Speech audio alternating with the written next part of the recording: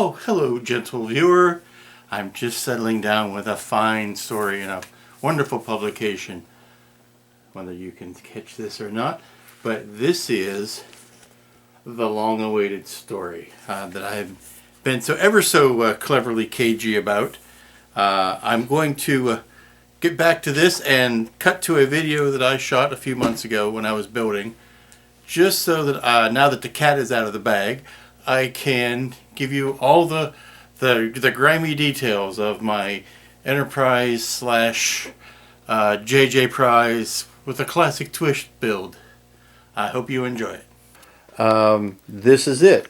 This was my grand idea. I took a JJ Enterprise and painted it up to look like the classic Enterprise. It was something I've been itching to do for quite a while. It is a project that is going to be the subject of an article in SciFi and Fantasy Modeller magazine, which I'm very proud of. Here she is. Note the rust ring, the classic coloring, and the classic font. Registry is painted on. It is, focus, come on. It is not a decal. That is a painting mask of my own devisement, as is the Aztecs. Cleaner version of the Aztecs, gray, not any sort of pearlescence in it. What you see glowing back there is custom-made tenant control circuits. Not just red, but alternating red and amber. It comes out looking a little yellowish here, but it's red and amber. Ralph at Tenant Control was wonderful enough to make those up for me after I had completely botched my own version of them. Called him up, or emailed him pleading, and he took pity on me and sent these out to me in record time. I cannot thank him enough. And look what's under here. Another touch. That would be the copper colored area behind the deflector. And if you look real close, you'll see a spike, a silver spike on the front of that deflector dish. Classic pennant. Classic pennant there, along with the lit windows, and some unlit windows, some painted windows that are meant to pay homage to the unlit windows on the secondary hull. Now you'll see under here we've got our own familiar triangles and registries, along with the lights from the new version. I wasn't throwing everything out. Kept the windows.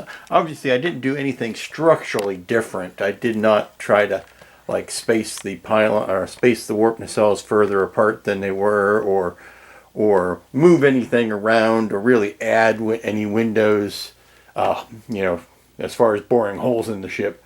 I indicated some more with paint, but not going too hog wild on the trying to make any alterations to the structure. Let me turn this around a bit so you can see what's happening back here.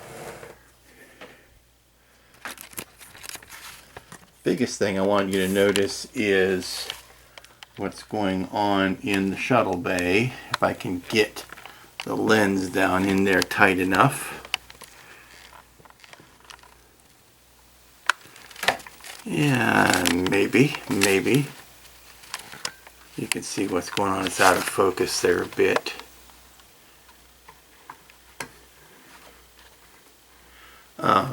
Wanted it to make it look like it was closer in size to the old ship by making the shuttle bay look a lot smaller.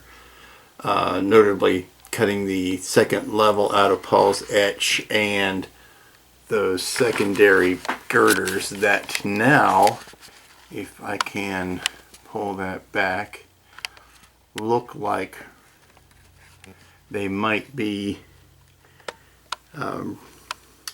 running lights of some sort, or landing lights. Now they don't, there you can see them, lit up red and green. You can't, they don't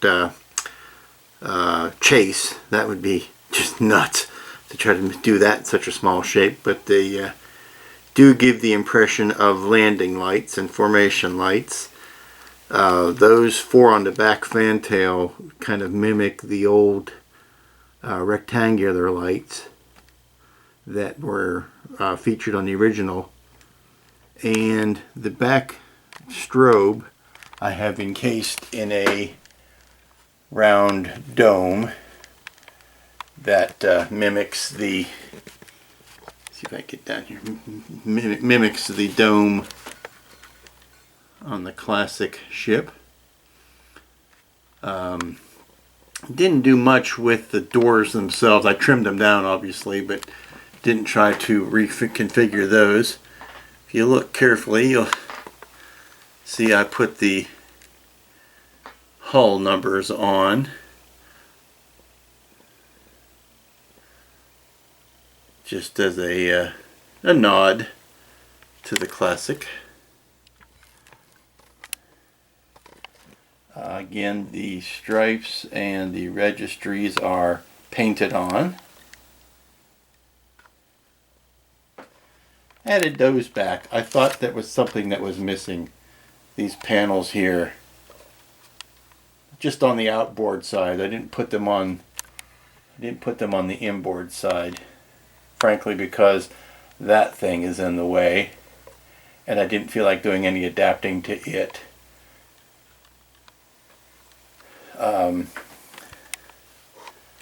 Now these are mimicking the, and that's off of the JT Graphics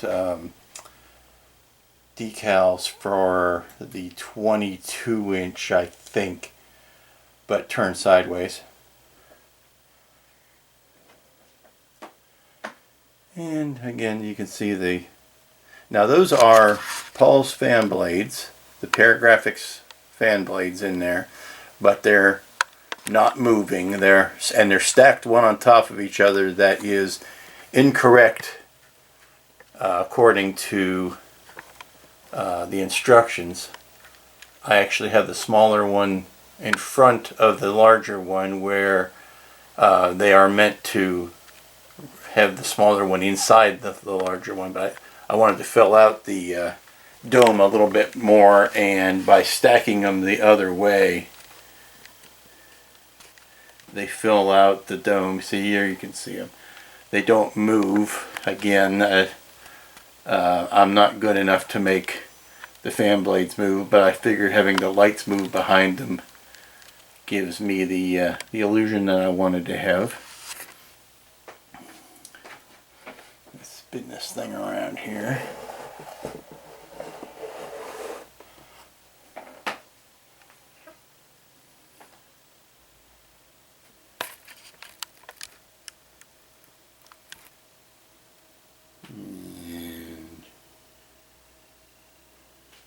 Again, some lighting coming out of the etched editions, and there you can see the old and the new decals. The old pennant, classic pennant, but the new neck decals. We're going to do a little flyby here. That smudge, that scorch, that burn mark at the bottom of the pylon is intentional. At one of the obvious pieces of weathering from the classic ship that I wanted to recreate there.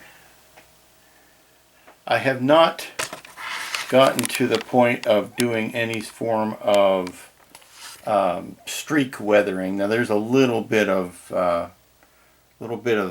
smoke weathering on it, but I didn't really put in any pastel streaking. I may practice on something else first before I do that, but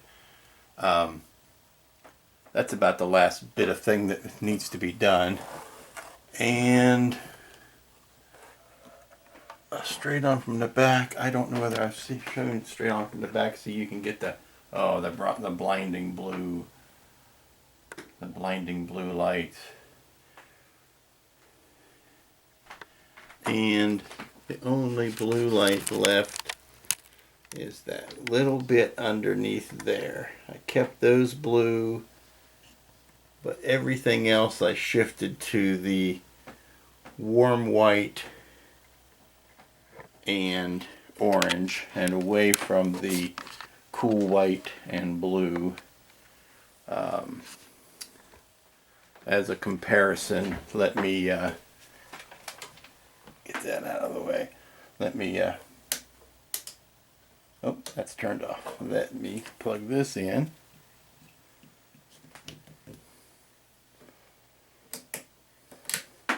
As a comparison, here's the cool blue. That's cool blue lights. Now let me put them side by side. And there you go, side by side. The antenna control circuits for the blue obviously move faster. I think the orange ones are more stately. But that's generation 2 of my Enterprise builds. Generation 3 of the Enterprise builds.